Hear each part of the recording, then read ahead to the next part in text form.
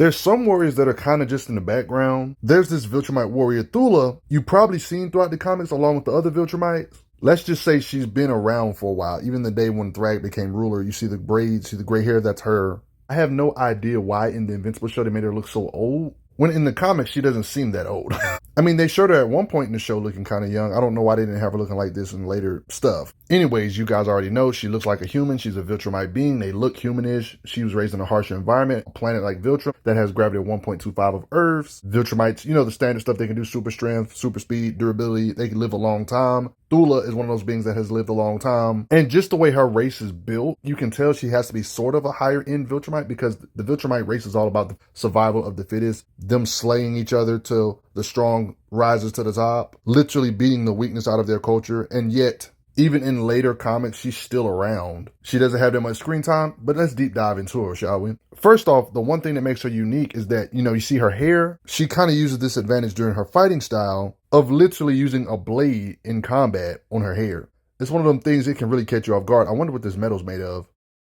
Like, there was this time this being Thrag was literally using these beings as pets to fight with. She literally used this to cut the rope to make them attack other beings. It's like cutting off the leash, and now she got control of the leash. Like the other Viltrumites, the way her physiology works, she can survive in the vacuum of space along with the others. She lacks screen time, but she's not a lightweight Viltrumite, I would say. Like, for example, this is Omni-Man's handbook, but I think this should apply for her, being able to lift the excess of 100 tons, based on her being a high-end Viltrumite. Omni-Man can lift way more than hundreds of tons. He can lift more than hundreds of thousands and thousands of tons. So saying she can lift hundreds of tons is like saying she can lift a pound in Viltrumite terms, honestly. You know how us humans can lift a pound? Saying she can't lift 100 tons is like saying she can't lift a pound to a Viltrumite. You see what I mean? Okay, the reason why I'm saying Thula has got to be a high-end Viltrumite by default, you remember this being known as Thrag, the ultimate Viltrumite, right? Look what he does to Omni-Man, treating Omni-Man like paste, like his body like liquid. Battle Beast and Thrag battled for literal days. And you're wondering, how does this pertain to Thula? Well, when it comes to this being known as Battle Beast doing all this to Thrag, the ultimate Viltrumite, the highest tier Viltrumite, somehow miraculously, Thula is surviving extended fights with Battle Beast off screen for the most part. Like, we don't see the whole thing happen, but like, she survived all this.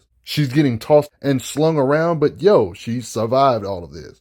That's why I say she has to be a higher end. Yeah, not the best of the best Viltrumite, but you surviving this long against Battle Beast, it's got to count for something. Matter of fact, she was even in the Viltrumite War where everybody was fighting each other. You know she had to hold her own because she survived all of this stuff all the way to the end of the series. So when it comes to the early things that Viltrumites can do, I feel like when it comes to lifting power, it should go to her by default based on all these battles with the bruisers of this universe. Like Mark and Omni-Man lifting vehicles and planes. She should be able to do this stuff too, lifting hundreds, even over thousands of tons, even hundreds of thousands of tons, stuff that Mark and Anissa can do. I don't see no reason why she wouldn't be able to do something like this too. Yeah, after all, we've seen Mark Invincible and Omni-Man lift thousands of tons, like this big old pillar, for example, Mark did. And Mark over the series has gotten stronger as time goes by, even pushing and pressing 400 tons. So Thula also shouldn't have no problem lifting over 100,000 tons, cruise ship, stuff like that, like the other Viltrumites. She should be pretty high end. This shouldn't be no problem. The weight of her hits by default should be similar. It should feel like the weight of an apartment building falling on your face, the weight of her hits, bare minimally. We just getting started. If we want to put in combination of her striking power with this blade, she can easily take off heads. And along with other Viltrumites, she's one of them beings that can use her flight speed or just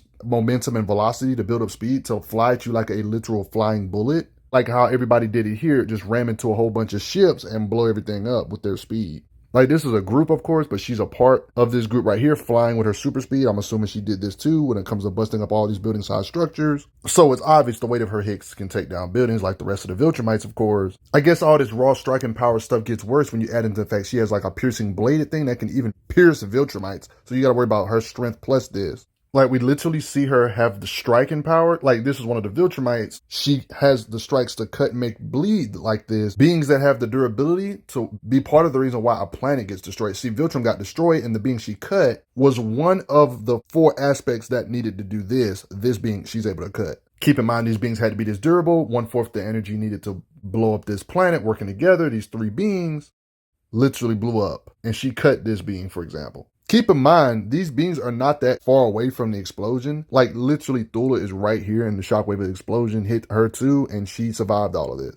Also showing her durability, like everybody in this vicinity. This did make everybody a little shaky, but she's right here. I mean, she had to survive. We see her at the end of the series alive. So this occasion kind of shows the fact that she's surviving this long, even in the end arc, shows that just like other Viltrumites, she might not be as strong as Omni-Man, she might not be as strong as Thrag, but she's not gazillions of times weaker. You know what I mean? Like, she's somewhere in their league, even if she's below them. Like, I would even say she's below Anissa, but she's like I said, she's strong enough to draw blood from those beings. What I'm saying is, if she was in that situation and if she wanted to blow up the planet, say if one of these people needed to be replaced, like say if this guy wasn't here and she wanted to fly into it herself, she would be able to do the feat with them. You know what I mean? Like, since this is a team effort, due to the size difference between a planet like the Earth and the Moon, if we don't want to assume she can blow up a planet like Earth, let's just say she could blow up a smaller planetoid like the Moon. If you don't believe she can blow up the Earth, she should be able to tremble with her hits, or blow up a smaller planetoid than Earth like our moon by herself. But when it comes to the aspect of Earth, what's 1/4 the energy needed to blow up the Earth? I've used this on other videos. Death Battle calculated a long time ago. I'm using their numbers about the minimum force needed to blow up a planet like Earth.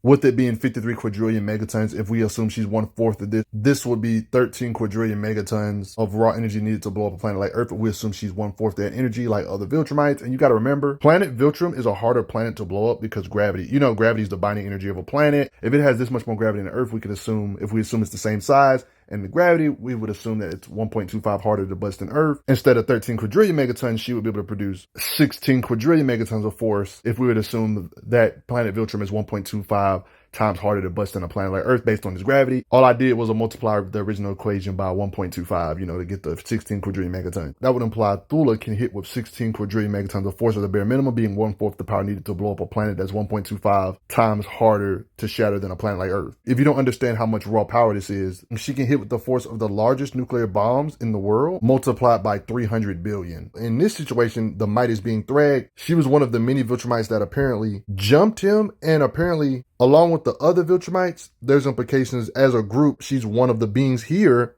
implying that she's one of the beings that can possibly harm Thrag, not beat him in a one-on-one, but them teaming up, there's implications they can actually damage Thrag, the mightiest Viltrumite, and she's right here. Along with Anissa and everybody else right here, like implied that, yeah, they can actually harm the top tier Viltrumite, Thula included. And then there's this feat of her miraculously getting smacked in the face by Battle Beast, somebody that battled Thrag for an extremely long fight, extremely high difficulty type of fight that lasted for days. Like I mentioned earlier, they was even fighting fast around the planet. They couldn't even get a read. High difficulty. But the thing is, I'm not saying Thula is equal to Battle Beast, but she can't be a feather if she lasted off-screen fights with Battle Beast this long. I mean, how else do you explain this? If she was 1,000 times weaker than everybody or the other Viltrumites, she wouldn't have lasted this long and survived. But she was getting tossed around, but survived. She even got hit by Battle Beast while the planet was in the middle of blowing up. She was right here. For the most part, these are two different continuities. They have some differences in their continuities, but Thula in the TV show over here, the TV show, we see her give Mark a run for the money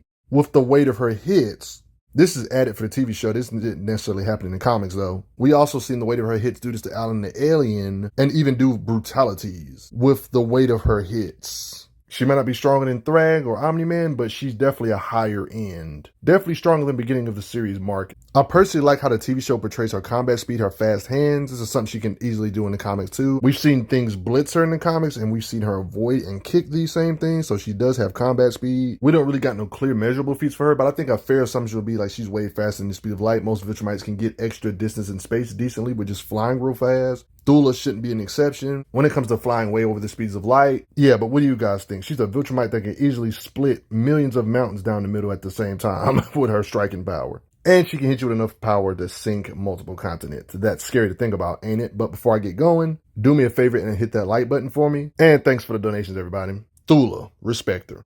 I'm glad you are enjoying your time on the channel. Make sure you check out the playlist on the channel to see other How Strong videos. If you like what this channel is offering, make sure you hit that subscribe button, and I will see you guys later.